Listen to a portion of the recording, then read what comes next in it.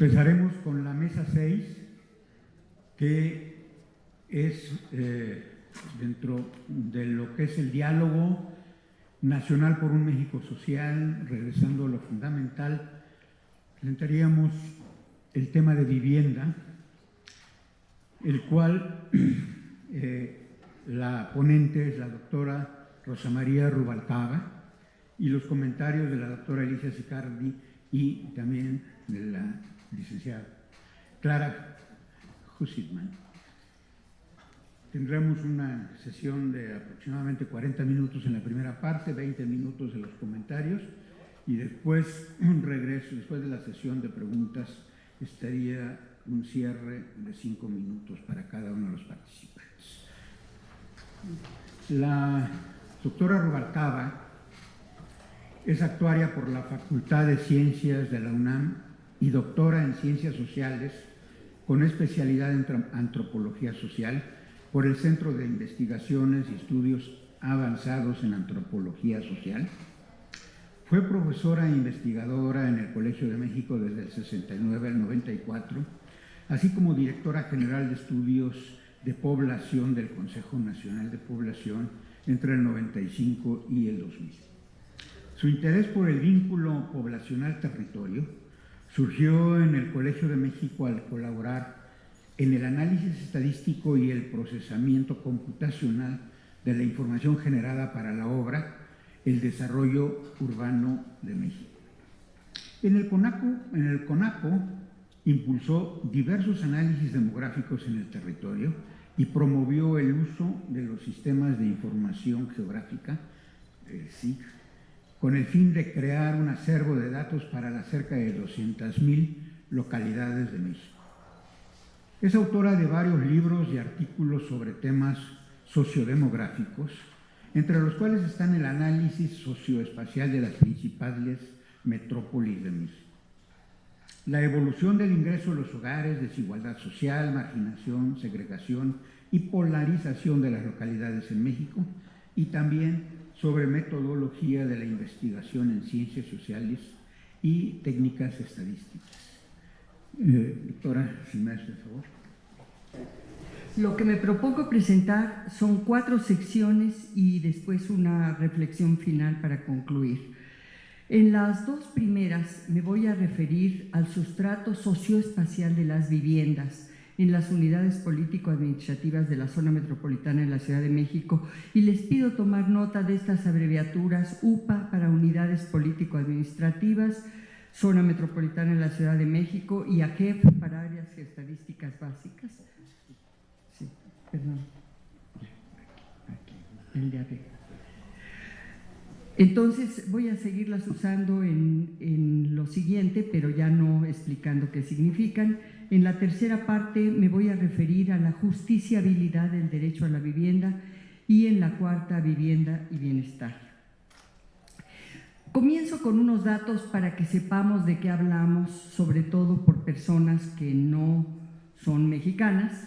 Entonces dije, bueno, tendremos, hablando de los datos del censo 2010, la población de México, 112 millones, las localidades casi 200,000, las localidades de esas 192,245, las que tienen menos de 3 viviendas, son 84,463, y por último las viviendas particulares habitadas, que son 28,614,991 en el país. Entonces estos datos los tenemos de fondo, y comienzo con el primer tema de la presentación, que es el sustrato socioespacial de las viviendas, y tomé esta frase de René Coulomb, que dice: el suelo es el insumo sin el cual no se puede construir vivienda alguna. Entonces, no olvidar que necesitamos ese insumo básico para ese tipo de bien al que hoy dedicamos esta sesión, que es a la vivienda. Y voy a ejemplificar ese sustrato en la zona metropolitana de la Ciudad de México, pues por la razón elemental de que tenía información de una investigación realizada. Marta Stenger y yo hicimos una investigación sobre la división social del espacio desigualdad y segregación en las principales metrópolis de México, y tomo solamente la más importante en términos poblacionales, que es la Ciudad de México, para ejemplificar, porque los problemas a los que me voy a referir son generales no a las zonas metropolitanas, sino a las ciudades, y muchos de ellos, o con alguna modificación, presentes también en el medio rural. En esta primera parte voy a presentar dos mapas: el mapa de lo que era la zona metropolitana por unidades político-administrativas en 1950 y en 2000. Después me voy a referir muy rápidamente a indicadores de vivienda en los estratos extremos, porque en nuestro trabajo lo que produjimos fue una estratificación con 6 estratos socioeconómicos, pero que después los indicadores, como verán ustedes, mostraron pues la bondad y la pertinencia de esa estratificación para entender la división social del espacio en la ciudad.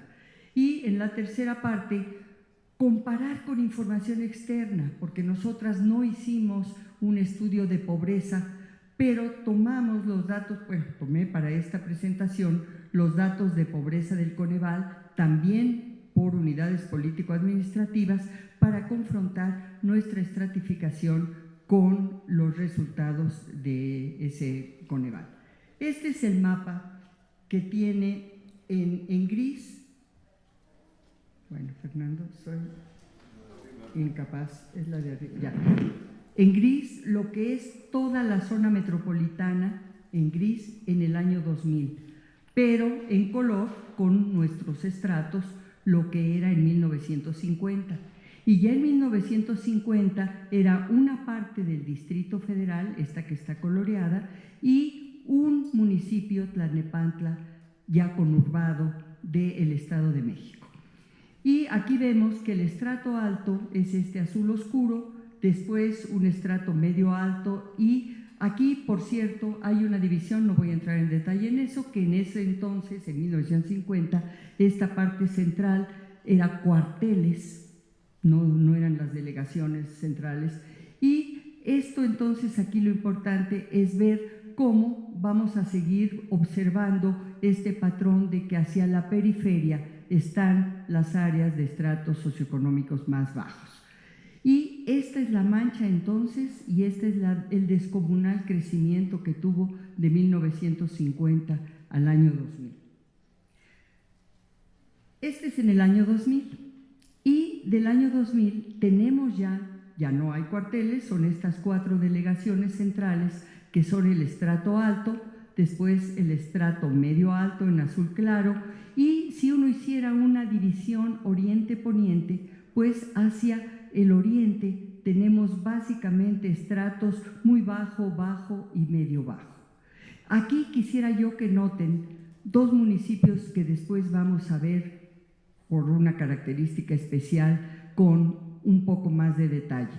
Este municipio, que es el municipio de Chimalhuacán, que fue un municipio conurbado en 1960, y este, que es el municipio de Iztapaluca, que si no recuerdo mal, se conurbó en 1980. Entonces, esto lo vamos a ver un poco más adelante, Chimalhuacán, Iztapaluca. Aquí está el Distrito Federal, y ya en 2000 tenemos también, aquí vemos no solo todos estos municipios del Estado de México, son en total 75 unidades político-administrativas, sino ya una del Estado de Hidalgo. Entonces es esa monstruosa zona metropolitana de la Ciudad de México. Y de los indicadores que usamos para estratificar, por el tema que hoy tratamos, solo me voy a referir a los 3 de vivienda. Los otros teníamos 2 de ocupación, 1 de ingresos y 1 de escolaridad. Pero en los 3 de vivienda vemos en nuestros estratos que tenemos casi la misma población en el estrato alto que en el bajo y muy bajo. En términos de cantidad de población es casi la misma. Pero las viviendas vemos que son mucho más las viviendas que corresponden al estrato alto. ¿Por qué? Pues una razón que se ve de inmediato en el índice de personas por cuarto, que es prácticamente el doble del estrato muy bajo en relación con el estrato alto. Y el agua entubada, aunque estamos en la zona metropolitana de la Ciudad de México, que pensaríamos que ya en este máximo del desarrollo urbano tendríamos total cobertura en un servicio tan básico como el agua, pues vemos que en el estrato muy bajo, más de 1,4 millones de personas, 26% son los que tienen agua entubada dentro, solo 26%. El índice de personas, ya lo mencioné, y las viviendas propias, hago notar que tenemos una idea muy generalizada, pero equivocada, de que la vivienda propia está vinculada con estrato alto. Y de ninguna manera. Hemos encontrado en las metrópolis y también vistos en todos los municipios del país que donde hay más viviendas propias son los municipios de menor condición socioeconómica. Entonces, ¿por qué? Pues porque el censo capta la propiedad de la vivienda, pero no si está regularizada o no esa tenencia. Y para comparar con los datos de Coneval, llamó la atención para mí que el Coneval menciona que sus 2 indicadores referidos a la vivienda son los que mayores diferencias contrastantes muestran al comparar rural-urbana, la subpoblación, o indígena-no indígena. Donde es mayor la diferencia es en los de vivienda.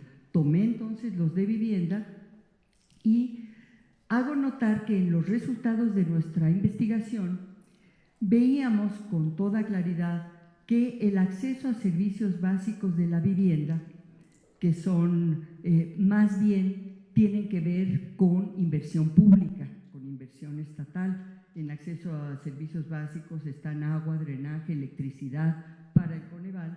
En cambio, la calidad y espacios de la vivienda tiene que ver con los recursos propios de los hogares. Aquí están materiales para el Coneval, de los techos, de los pisos, de las paredes, y también está el índice de personas por cuarto para construir de calidad y espacios de la vivienda.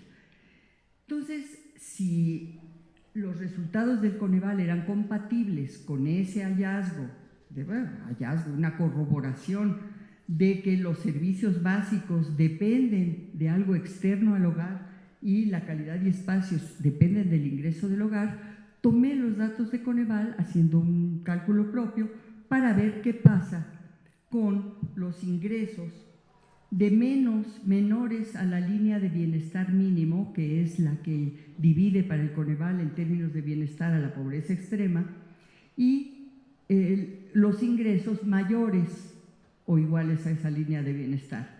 Y vemos que efectivamente en los servicios básicos de la vivienda que no se construyen con recursos propios, son mayores las carencias a un punto tal que son para los de menores ingresos, para los hogares de menores ingresos, pues más de un 42% que tienen esta carencia. En cambio, para los de ingreso mayor a la línea de bienestar mínimo, eso se reduce a menos del 15%. Y si vemos las carencias en calidad y espacios de la vivienda, pues aún en los más pobres son menos que las carencias en servicios básicos.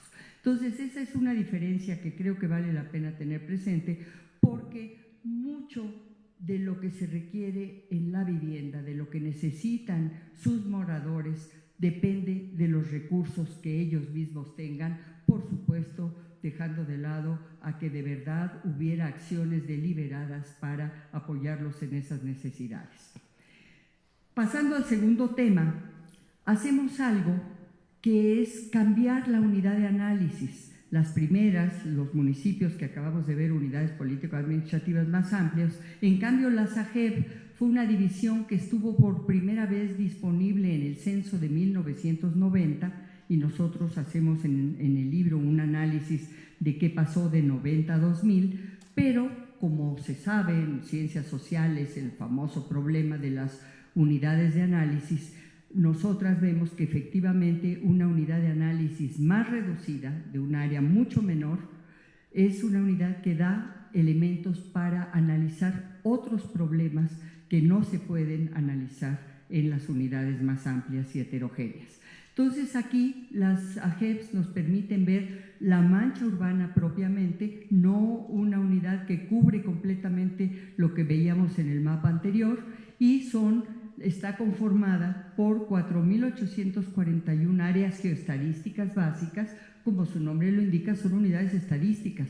Para los pobladores no tiene ningún sentido, nadie sabría en qué AGEP vive para la geografía del INEGI, y están anidadas en las 75 unidades político-administrativas. Entonces vamos a ver que en el estrato alto se advierte una gradación en esta estratificación que nosotras construimos. En cambio, en el estrato bajo, y en particular tomo un ejemplo que les señalaba hace un momento del municipio de Chimalhuacán, donde podemos hablar de segregación, que se refiere a otro tipo de condición social que merece toda la mayor atención. Y en Ixtapaluca, lo que voy a ver, y espero que no haya aquí constructores porque inmediatamente parezco enemiga pública número 1 de la segregación producida por, y uso el nombre vivienderas para desarrolladores de vivienda porque ellos lo usan mucho, y aún ahora genteras para los que van a prestarle a la gente de escasos ingresos. Entonces, si ellos se llaman vivienderas, pues tomamos vivienderas. Esta es entonces la misma zona metropolitana que veíamos, pero ya la parte urbana es solo lo que está coloreado. Todos los demás en blanco son partes rurales de esas unidades político-administrativas. Y aquí quiero destacar cómo lo que allá veíamos como 4 delegaciones correspondientes al estrato alto, vemos que por AGEP aparecen AGEP de estrato alto en otras partes de la zona metropolitana, pero sigue advirtiéndose el predominio de estratos más bajos o muy bajos en las zonas hacia la periferia. En particular aquí, el que le señalaba Chimalhuacán, vamos a ver en un momento cómo ahí podemos apreciar esa segregación, que es un fenómeno que en este nivel de análisis puede hacerse notar. Aquí entonces vemos la gradación de situaciones en las 4 delegaciones que estaban uniformemente pintadas de estrato alto. Cuando se ven por AGEPs es la gradación que yo mencionaba, y aquí está en rojo marcada la parte del centro del Distrito Federal, donde está el Zócalo, donde ahí vemos que aparecen tres estratos, ciertamente no el muy alto, sino aparece estrato medio, medio alto y medio bajo en este pequeño cuadrito que es donde está el Zócalo. Entonces, esta estratificación, esta división social del espacio no se ve igual en el municipio de Chimalhuacán, que desde que entró en 1960 a la zona metropolitana, desde que se conurbó, aparece en el estrato muy bajo, sigue en el estrato muy bajo, y dentro de él la mayor parte de sus AGEPs son de estrato muy bajo, salvo esta que es la cabecera municipal y esta parte que está colindando con Ciudad Nezahualcóyotl. Hago notar, y uno tendría que entrar en profundidad en todas las historias que percibe uno en nivel estadístico, hago notar que en Chimalhuacán hubo un intento por ahí, por los 70, de usar las tierras comunales, comprar las tierras comunales de los pobladores para proyectos de construcción, y se opusieron. ¿Y qué resultó de esa oposición? Un decreto presidencial que quita una parte de su territorio y de su población y forma el municipio de Nezahualcóyotl. Entonces el municipio de Nezahualcóyotl prospera, aquí vemos ya otro tipo de estratos, pero el municipio de Chimalhuacán queda hasta la fecha congelado como ingresó a la zona metropolitana. La acción de las vivienderas es una acción que produce segregación, y eso no lo vemos en nuestro estudio, pero sí tomo prestado lo que produjo una tesis de doctorado del Colegio de México, de Leticia Crispín, una tesis en este año, donde entró en profundidad a ver algunas zonas, no Chimalhuacán, pero algunas de las zonas que presentaban algún comportamiento extraño en nuestra estratificación, y una de ellas fue Ixtapaluca. Y en Ixtapaluca ella encuentra que hubo 8 desarrollos inmobiliarios construidos en esta década con 70,000 viviendas construidas, que ahora ya aumentaron más en la década siguiente, de manera tal que en Iztapaluca tenemos creada en una década una ciudad media en todo el rigor de la palabra. Y estos son pues lo que todo mundo conoce y lo que ella estudió en profundidad, y cómo muchas de estas casas, los habitantes adentro para salir tienen problemas terribles porque adentro no hay transporte, están bardeadas, es una segregación pasiva de ellos y mayor segregación a los de antiguas ladrilleras que todavía no tienen regularizada su tenencia y quedaron afuera, no pueden ni entrar a comprar a la miscelánea. En fin, es un asunto verdaderamente de tragedia para los que viven ahí y que en muchos casos lleva al abandono de viviendas que mencionaremos más adelante. Esas empresas, lo que dice René Coulomb, yo lo cito a él, expresa qué es lo que ha pasado ahí y cómo tienen, muchas veces carecen de los equipamientos mínimos y están lejos de las fuentes de empleo de las personas. Y aquí hay un trabajo que coordinó una de mis comentaristas, Clara Yusilman, que fue un trabajo en 4 ciudades, y en las 4 ciudades quedó perfectamente documentadas esas distorsiones sociales producidas por ese tipo de construcción con una planificación deficiente, que quizás se piensa en muchas cosas, pero no en los que van a ocupar las viviendas. Y finalmente, no solo esa desarticulación de la ciudad y generar núcleos segregados, sino sobre todo muy vinculados con múltiples violencias y de todo tipo de violencias que fueron bien documentadas en esa investigación.